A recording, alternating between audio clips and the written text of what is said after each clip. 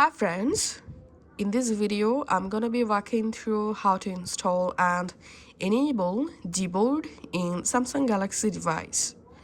Go to your Play Store and in Play Store search for Gboard, and here as a search result you'll find the official Gboard app. Go ahead and install the Gboard application in your Galaxy device.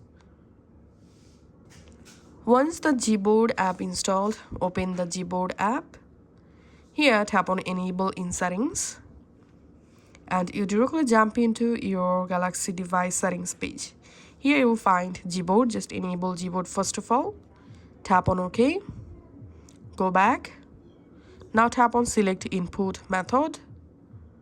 And here choose Input Method, select Gboard. Now tap on Done.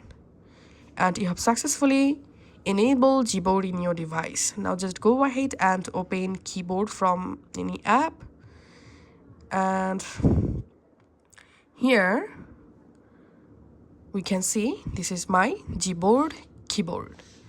Now to change your Gboard keyboard appearance, go to the Gboard application once more time. Once you are in Gboard, here tap on Theme, and then you can easily change your keyboard appearance or theme from here. So that's how you can actually do it. Thank you.